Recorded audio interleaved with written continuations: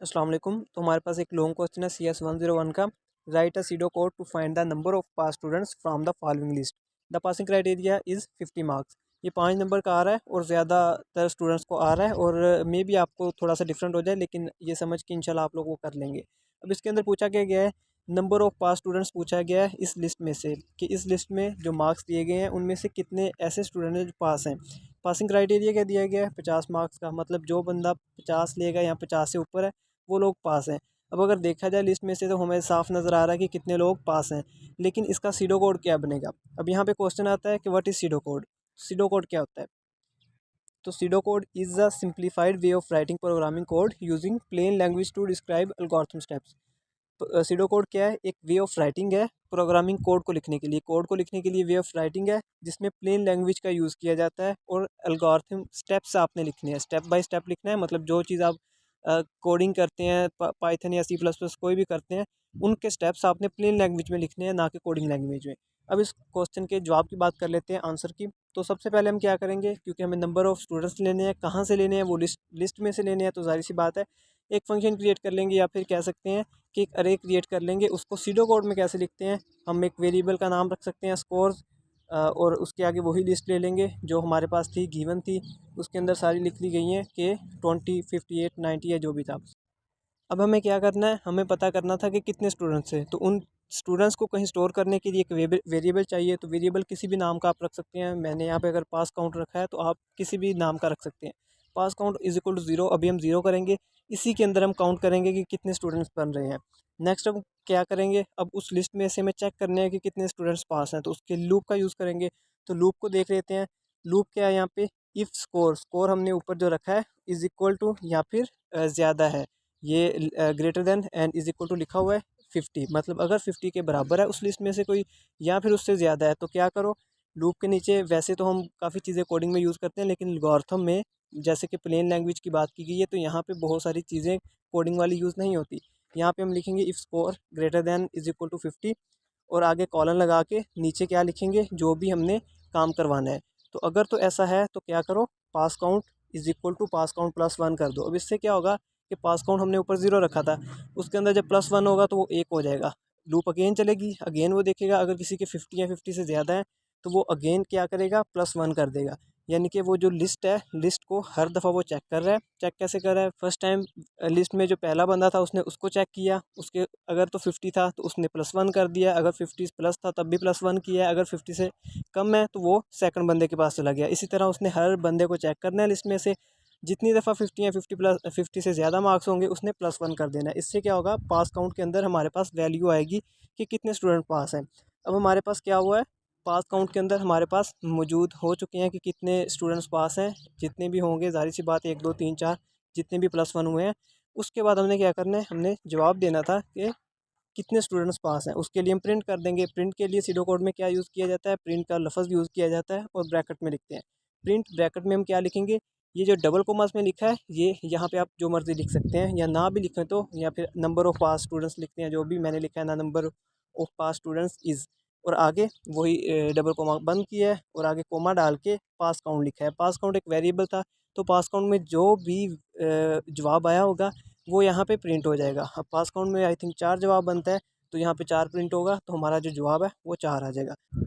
अब इस क्वेश्चन का सिंपल एक जवाब देख लेते हैं कि हमने पेपर में क्या लिखते हैं। तो पेपर में सबसे पहले हमने एक लिस्ट लेनी है जिसमें स्कोर इज इक्वल टू, जो भी लिस्ट होगी वहाँ पे चेंज हो सकती है, जो भी होगी वो आपने लिख देनी है। और याद रखिएगा, अगर उन्होंने लिस्ट गिवन नहीं की, मतलब 20 58 ये कुछ नहीं लिखा, तो आपने इसके अंदर क्या लिख देना है, ब्रैकेट में, ये बड़ी ब्रैकेट में लिखा हुआ है ना, वो दरमियानी ब्रैकेट में आपने, सॉरी छोटी ब्रैकेट में आपने लिस्ट लिख देना है, और बाकी सारा सेम होगा। अगर लिस्ट गिवन है तो फिर यहाँ पे लिस्ट आएगी, अदरवाइज़ आप यहाँ पे दरमियानी ब्रैकेट में लिस्ट LIST लिख देंगे, तो बाकी सारा सेम होगा।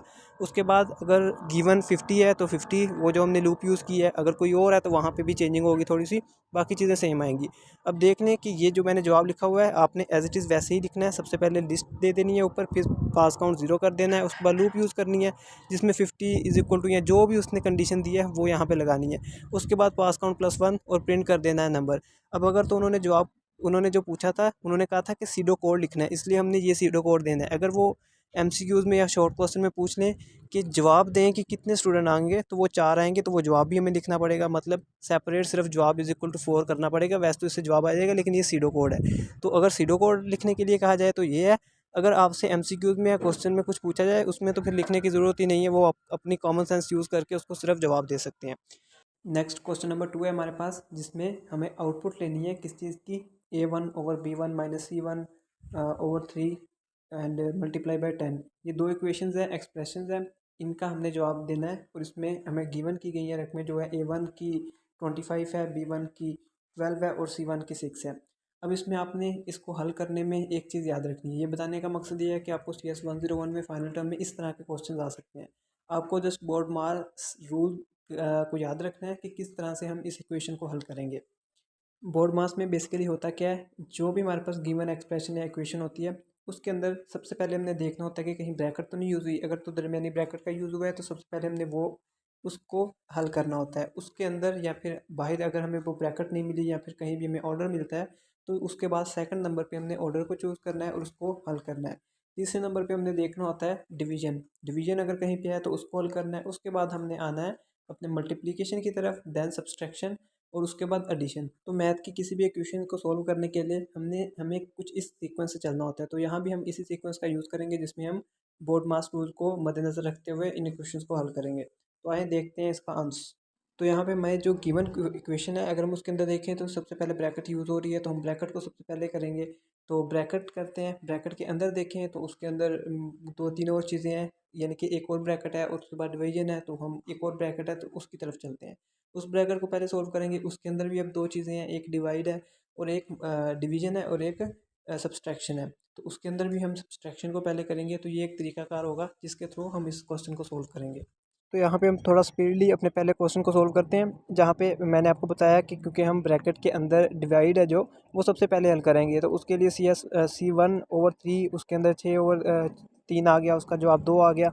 उसके बाद हमने क्या हल करना था, ब्रैकेट को, ब्रैकेट के अंदर C1/3 का आंसर हमें मिल गया है। तो बाकी की वैल्यू देखते हैं। C1 - 3 का आंसर 2 था और B1 12 था, तो 12 - 2 होकर 10 आ गया।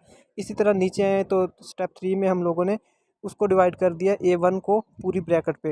अब पूरी ब्रैकेट का जवाब हमारे पास 10 आ चुका था, तो 25/10 हो गया। उसका जवाब हमारे पास 2.5 आ गया। और इसी तरह नेक्स्ट हमने मल्टीप्लाई करना था 10 से, तो उस सारी 2.5 को 10 से मल्टीप्लाई किया तो हमारा जवाब 25 आ गया। अब अगर इसको देखें कि आपने क्वेश्चन में वहाँ पे पेपर में कैसे लिखना है, तो वो कुछ ऐसे होगा कि आपने जस्ट सबसे पहले तो अपनी जो वैल्यूज़ है वो पुट कर देनी है। मतलब A1 की जगह A1 की 25 आ जाएगी, B1 की 12 आ जाएगी, C1 की 6 आ जाएगी। और इसको तरतीब से लेके चलना है। जैसे मैंने आपको पहले स्टेप बाय स्टेप बताया है उस तरह वहाँ पे आप लिख सकते हैं, लेकिन बेहतर ये है कि आप अब जो मैं दिखा रहा हूँ आपको, आप वैसे लिखें। सबसे पहले वैल्यूज़ जो हैं उनकी वो लिखते हैं वहाँ पे।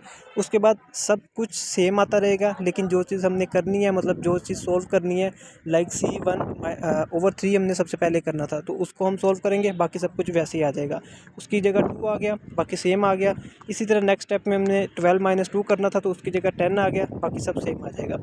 उसी तरह नेक्स्ट चलें तो डिवाइड करना था, उसका 2.5 आ गया, बाकी सब सेम आएगा। और उसके बाद हमें मल्टीप्लाई करना था, तो मल्टीप्लाई का 25 आ गया। तो इसका पहले क्वेश्चन का जो जवाब है वो 25 बनेगा। इसी तरह अगर हम अपने दूसरे क्वेश्चन को देखें तो उसमें क्या है, A1 का 25 आ गया, 12 आ गया, 6, वो सब कुछ वैल्यूज़ हमने वैसे ही लिख देनी है।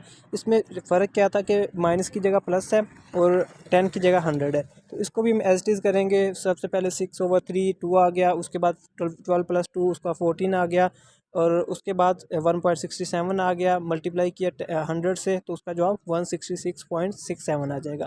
इसमें आपको कोई और रकम भी गिवन की जा सकती है, कोई और इक्वेशन भी दी जा सकती है। आपने जस्ट बोर्ड मास रूल का ख्याल रखना है, उसको फॉलो करना है, तो आपका जवाब एज इट इज़ ठीक आ जाएगा। अगर वीडियो पसंद आई हो तो लाइक ज़रूर कर दीजिएगा और अपने दोस्तों के साथ शेयर कीजिएगा। अस्सलाम वालेकुम।